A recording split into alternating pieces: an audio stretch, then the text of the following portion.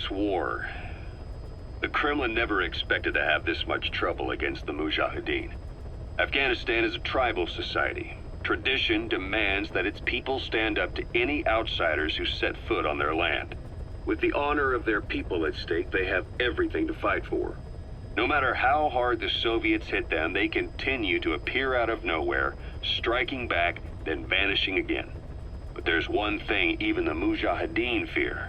Every last one of them. The Soviet gunships. They're highly maneuverable and equipped with massive firepower. Plus, the underside of the fuselage is heavily armored. The Mujahideen can barely scratch them with their small arms. Anyone who hangs around gets mowed down by the gunship's heavy machine guns. This new Honeybee weapon that was given to the Hamid fighters, it's no doubt something to help them strike back against the gunships, which makes it a weapon that could change the course of the war. Those guerrilla fighters known as Mujahideen don't actually belong to a single organization. Afghanistan is a multi-ethnic country. You've got the Pashtuns, the Tajiks, Uzbeks, Hazaras, and each of them is split into their own tribes, large and small. Each ethnicity has several rebel organizations that their various tribes gather under. They're united under the banner of jihad, but that doesn't mean they work like a single standing army. Just look at the area around Smasy Fort. A lot of Tajiks used to live there, but they fled after the Soviets started their Scorched Earth campaign. With the area uninhabited, the Hamid fighters, who are Pashtun, decided to move in. The Hamids are based out of the city of Peshawar. We passed through it on the western edge of Pakistan. The Pashtun people have long lived in Afghanistan and western Pakistan. They used to travel back and forth frequently.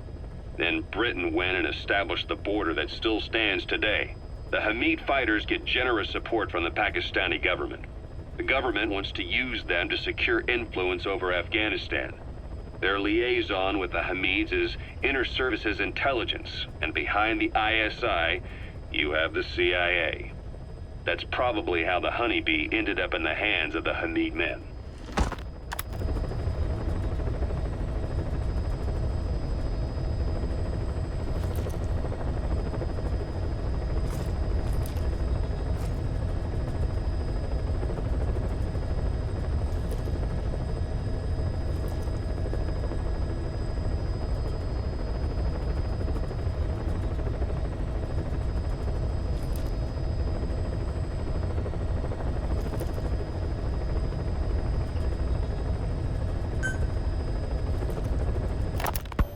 Ocelot said the number of private forces is increasing, and they've modeled themselves after us.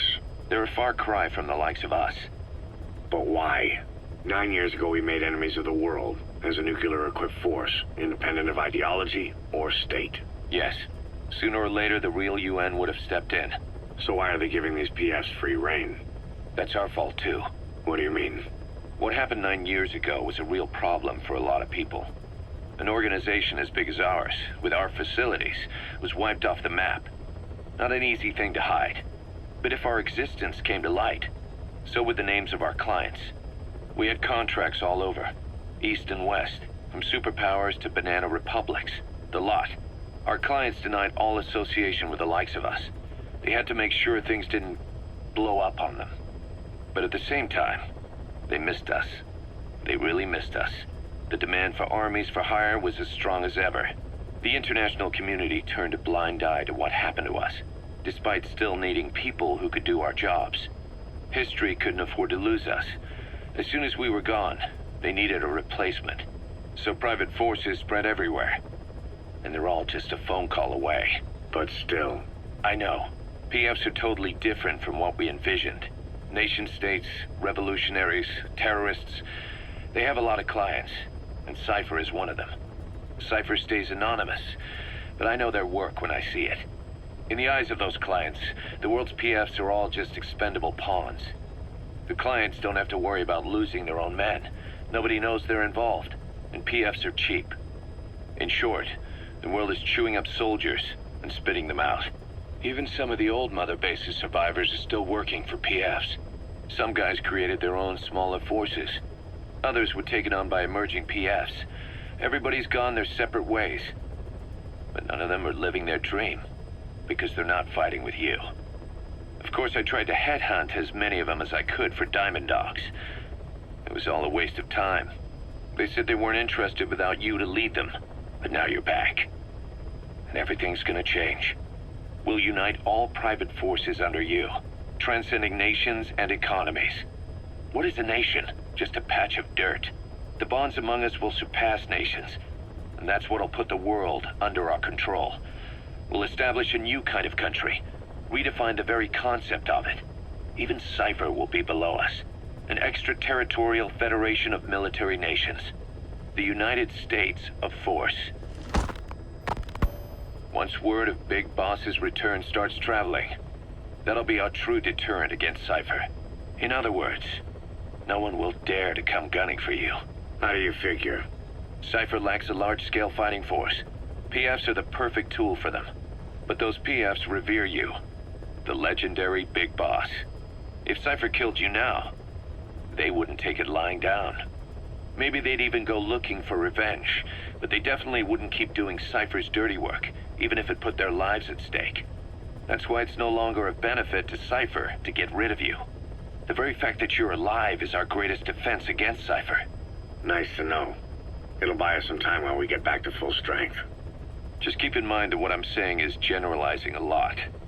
In practice, the PFs around the world don't know your face. Just declaring that you're Big Boss won't be enough to convince them. And if they see you as an enemy, they'll come at you with everything they've got. Some hero. That's why you need to bring them back to Mother Base. Show them on your terms that you really are the one and only Big Boss. Once you've proven that, they won't hesitate to join us.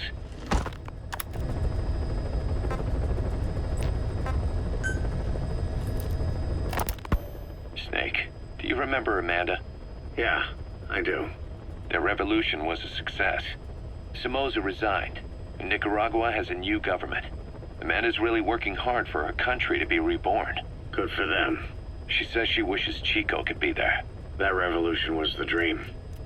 For Amanda, for Chico, and their father. That chopper was no place for Chico to die. I'd like to at least think history will remember his part in the revolution. When you pick up a gun, there's always a chance you'll die for nothing. He knew that as well as the rest. Now that he's gone, it's up to the rest of us to decide what it was all worth. If we don't, there's nothing to prove that Chico ever lived at all. We're his mark on the world. Amanda told us that Strangelove contacted her after the revolutionaries came to power in Nicaragua. Strangelove, the AI researcher from Mother Base? I remember her. We'd lost touch with her, till Amanda heard from her out of the blue. She told Amanda she wanted to salvage Peace Walker's drive parts, or something from the bottom of Lake Nicaragua. Amanda passed the request on to her friends in the new administration. She's a national hero now, after all. So Strangelove got a Soviet military aircraft to transport something to somewhere. But apparently the cargo wasn't big enough to have been Peace Walker itself. So what was it? Who knows? We recovered Peace Walker's nuclear warhead ourselves 9 years ago. What could Strangelove have been after? Amanda said she didn't mention what her reason was or where she was headed. Nicaragua is a socialist state now. And with Amanda vouching for her, the government didn't feel the need to concern itself with the details. All Strangelove told Amanda was that she was going to continue her research, and that the rest was a secret. Right before the attack, Huey was in the control tower to prepare for the inspectors. He was with them when it all went down. The control tower collapsed with the rest of it strut. His body was never recovered, but he was the one who met the inspection party when they arrived. And he was the one who showed the nuclear inspectors to the tower. You remember the way it went. First he recommends we agree to the inspection, then he gives them the okay without our permission, all the time acting as if he was doing us a favor. On top of that, he even had the guards disarmed that day. It would send the wrong message, he said. Whatever the angle, it all leads back to Huey. I curse my own stupidity for not realizing sooner. Huey escaped with that unit by chopper. I've been hunting him for 9 long years. The other reason I was operating around Afghanistan was to dig up his location. Huey's in Afghanistan? Yes, and I have a good idea where. Now we just wait for the right moment. This time, we'll be the ones using him. He's going to tell us who our guests really were that used a fake nuclear inspection to blast our home into the ocean.